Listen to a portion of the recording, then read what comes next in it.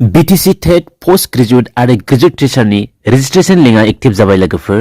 दा बे registration खालामनाय एबा अनलाइन फर्म फिल आप खालामनायाव मा डकुमेन्ट्स नांगौ आरो मा होनांगौ फै जों मिथिना लानि बे भिडिअनि गेजेरजों। जुदि नोंथाङा चेनेलाव गोदानब्ला अन्नानै चेनेलखौ साबस्क्राइब खालाम लोगोसे बेल आइकनखौ थुना हो जाहाथे गोदान आपडेट्सफोरखौ सिगां मोनग्रोयो। अब्ला नायलांदो लोगोफोर भिडिअआव फारि BTC नि जेखिनि ऑफिशियल वेबसाइट दङ बेखौ क्लिक खालामना लागोन। जेराव दङ ऑफिशियल वेबसाइटआ education.bodoland.gov.in बेवहाय सार्च खालामनो जाबाय। सार्च खालामखांनायनि उनाव जों नैबे इंटरफेसखौ नुनो मोनगोन जेराव होनाय दंखायो लोगोफोर। बेनि उनाव गोजौआव एसे बोखालां नैबेहाय जों नुनो मोनबाय लोगोफोर जेराव दङ TET CUM RECRUITMENT टेस्ट। नैबे रेजिस्टार हियरआव क्लिक खालाम लोगोफोर। बेनि उनाव जों नैबे इंटरफेसखौ नुनो मोनगोन लोगोफोर जेराव बेहाय मोनब्रै ऑप्शन होनाय दङ login, new registration, notification, post graduate teacher आरो दंबावो नोटिफिकेशन ग्रेजुएट टीचर। जाय बिथांमोना सिगां रेजिस्ट्रेशन खालामखांबाय बिथांमोना लॉगिनआव क्लिक खालामनानै गावनि प्रोफाइलखौ नुगोन लोगोफोर। आरो जाय बिथांमोना दासिमबो रेजिस्ट्रेशन खालामाखै बिथांमोना बेहाय न्यू रजिस्ट्रेशनआव क्लिक खालामनानै रेजिस्ट्रेशन खालामबानो जाबाय। आरो नैबेहाय नोटिफिकेशन पोस्ट ग्रेजुएट टीचर बेहाय क्लिक खालामबा नोङो बिनि फुल ऑफिशियली नोटिफिकेशनखौ नुनो मोनगोन आरो नैबेहाय ग्रेजुएट टीचरनि ऑफिशियल नोटिफिकेशनखौ नुनो मोनगोन।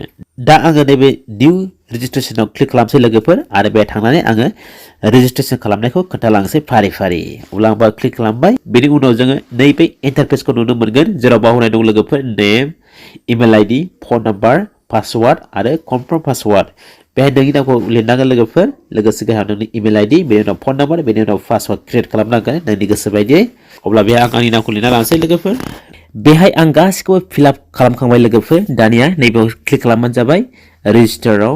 बेनि उनाव नैबे पेजखौ नुनो मोनगोन लोगोफोर जेराव OTP फैगोन नोंनि मबाइल नम्बराव फैबाय नै बेखौ आं दा बे फिल आप खालामसै OTP खौ। बेनि उनाव साबमिटआव थुबानो जाबाय। बेनि उनाव जोङो नैबे पेजखौ नुनो मोनगोन लोगोफोर जेराव बेहाय रेजिस्ट्रेशन खालामनाया जाबाय लोगोफोर। नैबेयाव नायनो हागोन लोगोफोर नैबेहाय प्रोफाइलाव थांनानै बेहाय जों नुनो मोनगोन लोगोफोर नोंनि फुल डिटेल्सखौ। आरो जुदि माबाफोर गोरोन्थि जादोंब्ला नोङो बाव थांनानै एडिट खालामनो हागोन लोगोफोर। दानिया बोरै बे एप्लिकेशन फर्मखौ फिल आप खालामगोन बेखौ नायनानै ला लोगोफोर।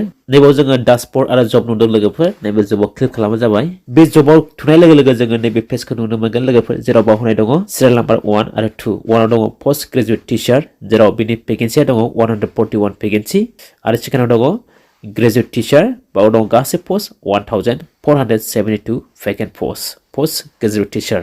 नोंथाङा बबे पोस्टखौ एप्लाइ खालामगोन बेहाय क्लिक खालामबानो जाबाय। नैबाव दंखायो लोगोफोर जुदि नोंथाङा पोस्ट ग्रेजुएट टीचरखौ एप्लाइ खालामनोब्ला नैबे एप्लाइआव क्लिक खालामबानो जाबाय आरो नोंथाङा जुदि ग्रेजुएट टीचरखौ एप्लाइ खालामोब्ला नैबे एप्लाइआव क्लिक खालामबानो जाबाय। दायो आङो ग्रेजुएट टीचरखौ एप्लाइ खालामनो थांगासिनो दं ओंखायनो आङो नैबेहाय ग्रेजुएट टीचरआव एप्लाइआव क्लिक खालामनोसै। बेनि उनाव जोङो नैबे इंटरफेसखौ नुनो मोनगोन लोगोफोर जेराव होनाय दंखायो लोगोफोर एप्लाइं फर ग्रेजुएट टीचर। नैबेहाय पार्सनेल डिटेल्सखौ फिल खालामनांगोन लोगोफोर जेराव होनाय दं लोगोफोर नेम, नोंनि date of birth, gender, father name, mother name, address, district, state, pin code, mobile number, email ID होखानाय लोगोफोर। लैंग्वेज 1, लैंग्वेज 2 बेनि उनाव कास्ट बेनि उनाव साबमिट बटन होनाय दङ बे साबमिटआव क्लिक खालामबानो जाबाय। बेखौ फिल आप खालामखांनायनि उनाव दा आं बेखौ फिल आप खालामलांसै फारिनो। दा आं पार्सनेल डिटेल्सखौ फिल आप खालामखांबाय। बेनि उनाव साबमिटआव थुनोसै। साबमिटआव थुखांनायनि उनाव जोङो नैबे इंटरफेसखौ नुनो मोनगोन जेराव जोङो नैबे पपआपखौ नुनो मोनगोन जेराव दङ पार्सनेल डिटेल्स सेभ सक्सेसफुली। बेनि उनाव नैबे एप्लिकेशन डिटेल्स बेखौ फिल आप खालामनांगोन जेराव होनाय दंखायो लोगोफोर एप्लाइं फर कैटेगरी बेहाय क्लिक खालामबानो जाबाय। जेराव क्लिक खालामखांनायनि उनाव जोङो नैबे पपआपखौ नुनो मोनगोन जेराव दङ साइन्स, आर्ट्स, हिन्दी, संस्कृत नों माखौ एप्लाइ खालामनो नागिरदों बबे साबजेक्टआव बेहाय क्लिक खालामबानो जाबाय। आं दा साइन्सआव एप्लाइ खालामगोन बेखायनो आं साइन्सआव क्लिक खालामबाय। बेनि उनाव एप्लाइं फर मिडियाम बेहाय क्लिक खालाम। बेहाय क्लिक खालामनाय लोगो जोङो मोनब्रै लेंगुवेजखौ नुनो मोनगोन जेराव होनाय दङ एसामिस, बेंगालि, हिन्दी, इंलिश। नाथाय जोबोद दुखुनांथाव बाथ्रा जोंनि बर' लेंगुवेजआ गैया बेहाय। दायो आङो इंलिश लेंगुवेजखौ सिलेक्ट खालामसै बेहाय क्लिक खालामबाय आङो।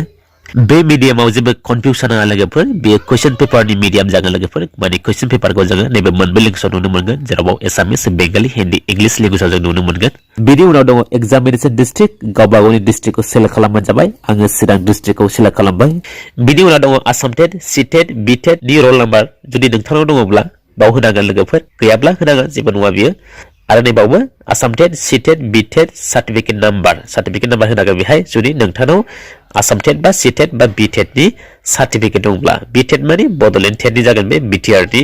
जुदि नोंथांनाव सार्टिफिकेट दंबा बिनि नाम्बारखौ होबानो जाबाय आरो रल नाम्बारखौ होबानो जाबाय दा आंनाव दङ आं थेवब्लाबो आं होला बेखौ बेनि उनाव आङो सेभ एन्ड नेक्स्टआव क्लिक खालामनोसै बेनि उनाव जोङो नैबे पेजखौ नुनो मोनगोन लोगोफोर जेराव होनाय दंखायो लोगोफोर क्वालिफिकेशन फर्म बे क्वालिफिकेशन फर्मखौ जों फिल खालामनांगोन बेहाय जोङो जोंनि क्वालिफिकेशनखौ एड खालामलांबाय थानांगोन जेराव होनाय दंखायो लोगोफोर एड क्वालिफिकेशन नैबे एड क्वालिफिकेशनाव क्लिक खालामनाय लोगो लोगो जोंनि बे पपआपखौ नुनो मोनगोन जेराव होनाय दंखायो लोगोफोर qualification name year of passing board of university mark obtained and total marks बिनि उनाव परसेंटेज बिनि उनाव सबमिट बेबायदिनो फारि फारि गासिबो नोंनि एडुकेशन क्वालिफिकेशनखौ एड खालामलांबाय थानांगोन लोगोफोर बिनि उनाव लास्टआव सबमिट खालामबानो जाबाय दा आं आंनि गासिबो एडुकेशन क्वालिफिकेशनखौ एड खालामलांबाय थानोसै लोगोफोर जेराव नैबेहाय सेलेक्ट क्वालिफिकेशनाव क्लिक खालामबा जोङो माखासे अपशन नुनो मोनगोन जेराव होनाय दंखायो लोगोफोर HSLC HSSLC आसाम टेट CTET BTC TET B.Ed bachelor degree post graduation बे गासैबो एडुकेशन क्वालिफिकेशन नुनो मोनगोन लोगोफोर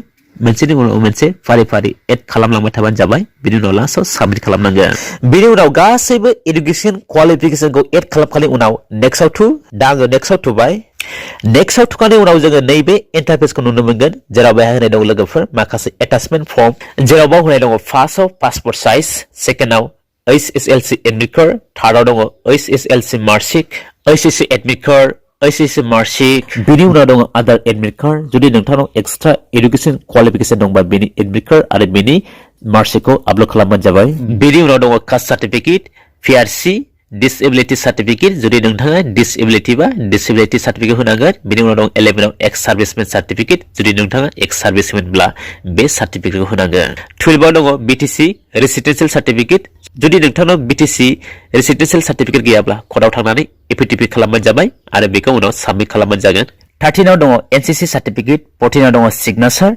15 आव दङ B.Ed फार्स्ट इयार मार्कशीट 16 आव दङ B.Ed सेकेन्ड इयार मार्कशीट 17 आव दङ B.Ed फार्स्ट इयार सार्टिफिकेट 18 आव दङ B.Ed सेकेन्ड इयार सार्टिफिकेट 19 आव दङ बैचलर डिग्री मार्कशीट 20 आव दङ बैचलर डिग्री सार्टिफिकेट 21 आव दङ पोस्ट ग्रेजुएट मार्कशीट आरो लास्टआव दङ 22 आव पोस्ट ग्रेजुएट सार्टिफिकेट बेफोर गासिबो जेखिनि सार्टिफिकेट बा एडमिट कार्ड बा मार्कशीट बिनाय बेखौ आपल'ड खालामनांगोन बेनि उनाव लास्टआव नैबे डिक्लेरेशनाव टिक खालामनानै सबमिट बटनाव सबमिट खालामनांगोन बेनि उनाव सबमिट खालामखांनायनि उनाव नैबे इन्टारफेसखौ नुनो मोनगोन जेराव होनाय दङ BTC 2024 रिक्वायर्ड 00278 बेयो नोंनि एप्लिकेशन registration number जागोन जेराव होनाय दंखायो लोगोफोर your application has been submitted successfully please note your registration number for future reference बेखौ गोसोआव लानांगोन बा बेखौ नोङो प्रिन्ट आउट खालामना लाबानो जाबाय फिउचारनि थाखाय अब्ला आं आसा खालामबाय लोगोफोर नोंथांमोना बे भिडिअखौ नायनानै जेखिनि BTC TET CUM रिक्रुटमेन्ट टेस्टनि रेजिस्ट्रेशन खालामनाय आरो बिनि online application form fill up खालामनाय बेखौ नायनानै नोंथांमोना बुजि मोनबाय जानो हागौ स' लोगोफोर जुदि नोंथांमोना भिडिअखौ नायनानै मोजां मोनदोंब्ला